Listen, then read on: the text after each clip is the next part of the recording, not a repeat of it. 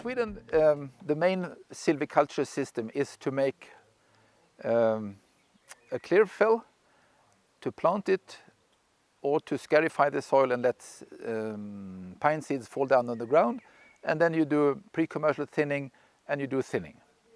So usually we visit a stand 10 times during 100 years, which means that a good road network is absolutely essential. In principle, 96% of the forests are managed by clear felling systems. It's not completely clear felled. We leave, let's say, 8–10% of the trees on the clear cut for nature conservation reasons. But in principle, it's a clear felling system. And then about 4% of the forest land is regenerated by other methods. But 96% is really clear felling.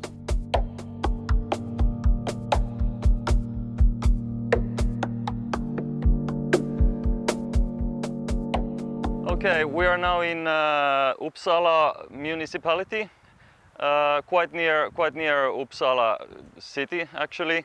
This is state-owned forest area, owned by the Swedish state, and it is marked for logging 1 year ago. This site is very uncommon in Sweden. Most of the loggings are clear cuts, and it is very little left on the clear cut site. Very little living trees. So this is very unusual. So it is quite likely that it's some kind of experimental site, because I know that the Swedish property board, state property board, is doing some kind of experiments in the continuous cover forestry. So it is very uncommon, but sometimes you will see this kind of things too.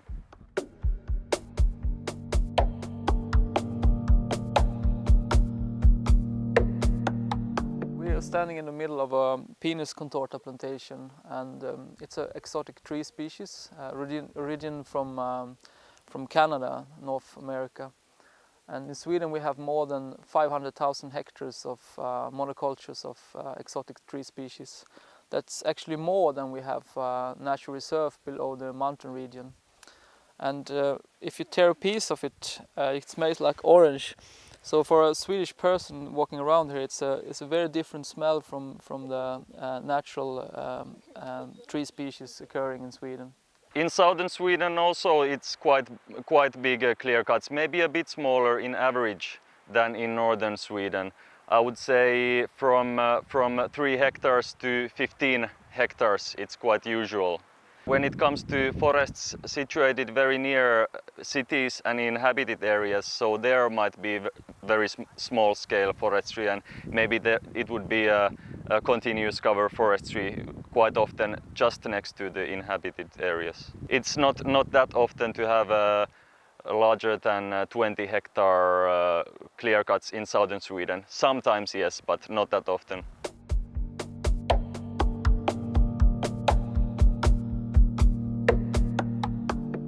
Now we are standing at the clear-cutted area which have been burned of Stora Enso company, which are FSC certificated, and they shall burn 5% each year of the clear-cutted area. The difference between, if it had been wild forest fires without clear cutting, have been completely different, because for lichens could have been surviving in patches of groups of trees, and which have not been died by fire, and there have been a mosaic of living trees and dead trees, and you can see this low places here. Maybe shouldn't be. There have been trees have been survived, and there have lichens also been. This is a very normal logging site in Sweden, with almost no buffer zone, as you can see, only single trees close to the water, and with deep wheel tracks down in the softer, wetter areas here.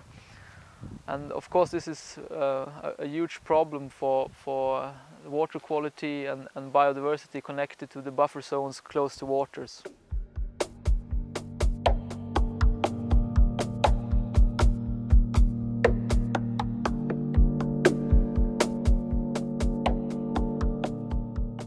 There are two kinds of private forest in Sweden. That's the small owners, which own 50% of the Swedish forest.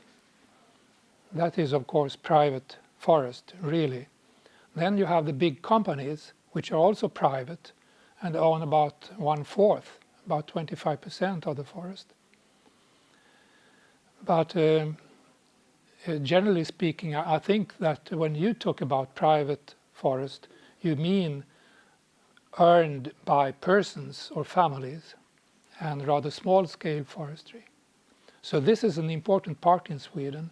It's half of the forest. But they don't act very much on their own. They are very dependent. All the small owners are very dependent on the big companies in order to have a possibility to sell the wood, the timber, because almost all the processing of the timber is taken care of by the big companies. So the small owners are very dependent on the big owners. And this is not only in order to process the wood, but also in order to act politically and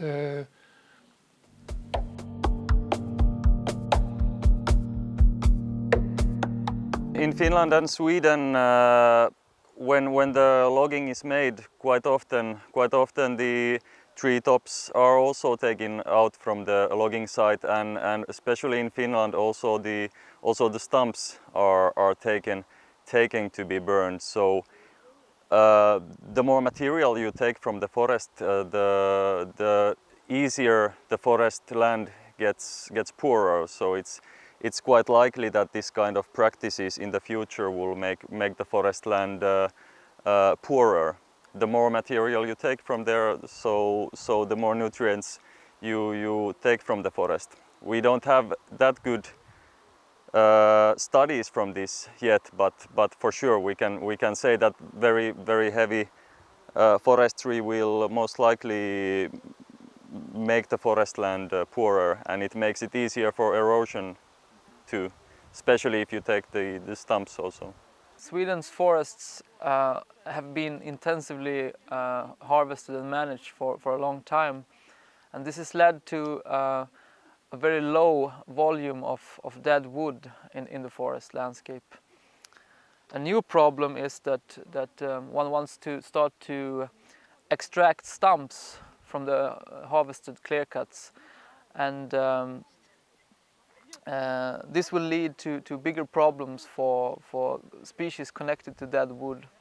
But it also will cause problems connected to water in the forest landscape if the stumps are extracted closely there, and it will also lead to more climate emissions, because if you tear around in the soil, it will lead to more climate gas emissions.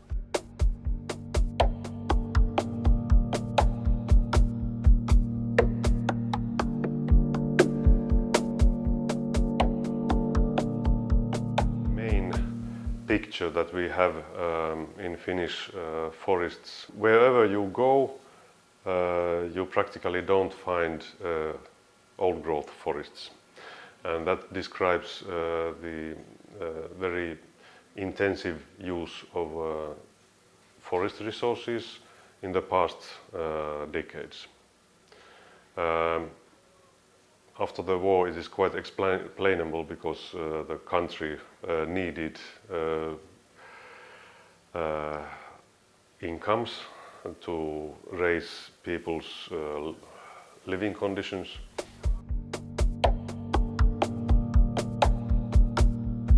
Yeah, here we have a remnants of the Swedish pine forest, the natural pine forest, how it would look like, let's say 150 years ago. This has probably been a tree that was about 400 years old, and it was cut down in the selective logging period in the 19th century. But when you look at the other trees, or the modern forest industry is cutting trees today when they are about 110 years old, maybe less. And I mean, the stumps are not as big as that one, and they have no biodiversity at all on them. So from changing a forest from 400 years old to a 100 years old forest, that is changing the ecosystem. That we have a problem in Sweden because we have decreased the age of final felling of the forests in Sweden. In the past, maybe this selective logging was, felling the trees when they were, let's say, 250, 300, maybe 400 years old. And during the last 50 years, we have decreased that final felling age to maybe 60 for spruce trees, spruce forests, and about 80 to pine tree forests. And when you compare that to the natural age that a pine can reach, that's something really strange, because pine trees can be about 700 years old. Here you see example of Finnish forestry system called forestry ditching. Originally we had 10 million hectares of natural peatlands, and until this time more than 6 million hectares of them has been ditched. Mainly these ditching areas are in southern and middle Finland, and they are concentrated to most fertile places. Almost all ditching was done after Second World War, and it has been estimated that this kind of project of Finnish forest ditching is one of the most destructive natural habitat destruction in the world. There is no any other country in the world which has transformed so totally in so short period natural habitats, and completely and finally. Practically that this habitat is coming back, it takes a new ice age.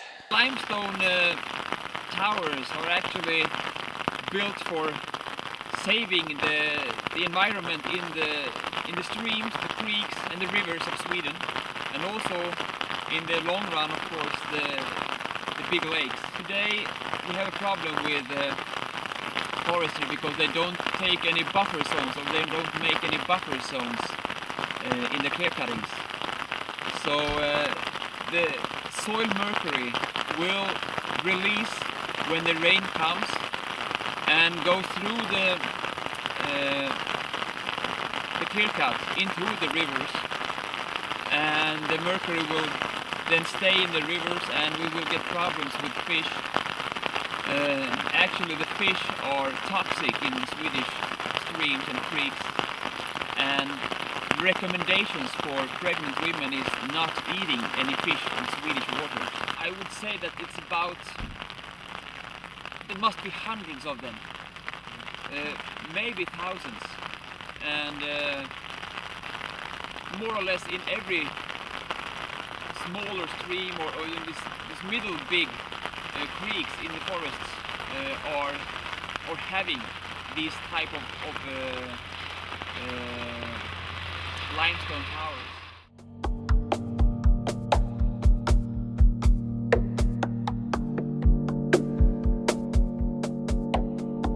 We have the national parks in Sweden. That's the strictest form of protection, and it's always on state-owned land. It has to be decided by the Swedish government, and they are not very many. It's less than 30 national parks in Sweden. The most common way to protect nature in Sweden is nature reserves. There is about 2,500 nature reserves today, and it's the EPA who makes the decision about those. The EPA is the Environmental Protection Agency, and they make nature reserves maybe like 100 each year, and they use money that is decided by the parliament. This money was in the 1990s, it was not so big. That money was about 20 million euros. And then after some campaigning from NGOs and other things, it was much more. In the 2006 it was total of 200 million, but there was some 90 million used for nature reserves. A typical price for a hectare of forest would be between 5,000 euros and 10,000 euros for 1 hectare. But of course it differs a lot depending how productive the forest is, which also depends a lot if it's in North Sweden, which is normally cheaper, and in South Sweden, which is normally more expensive. And also, of course, how much forest is actually there, how many cubic meter would be possible to log. But typical price would be, I think, closer to 10,000 per hectare than 5,000.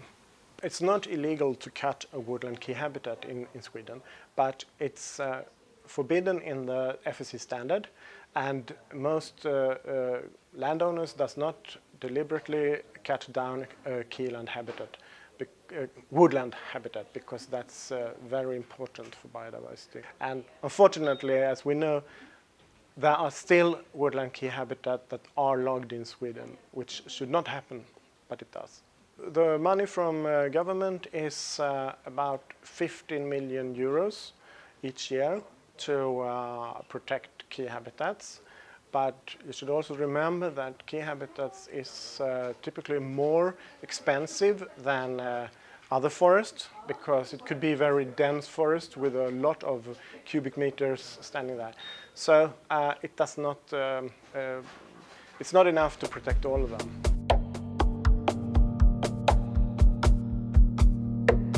There is a yearly survey made by the National Forestry Board. It's a statistics survey from 500 spots all over Sweden that are randomly distributed, and it says that it looks at the fellings, the clear cuts, and it says that unfortunately 37% of the clear cuts does not meet the legal requirements. So it's more than 1/3 of the Swedish clear cuts that does not meet the legal requirements, and the legal requirements are not very tough. It would be rather easy to meet those requirements. One strange thing is that even the FSC certified company, they have something like 33% not meeting the legal requirement, which is very strange because FSC says that you should be better than the legal requirements and you should at least follow the law.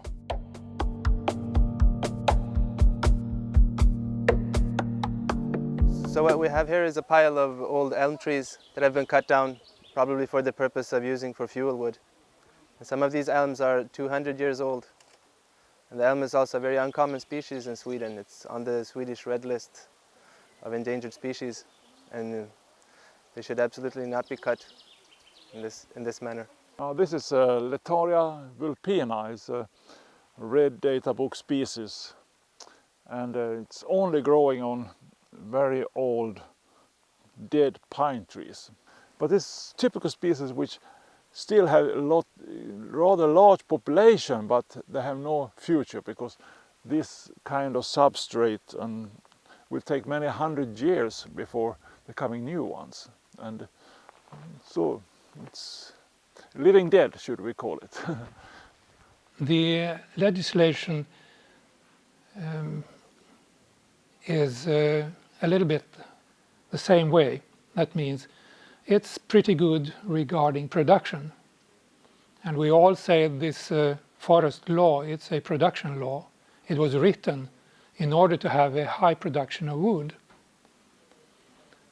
But it's no good at all for conservation of species. It's so weak, you could say it's non-existent.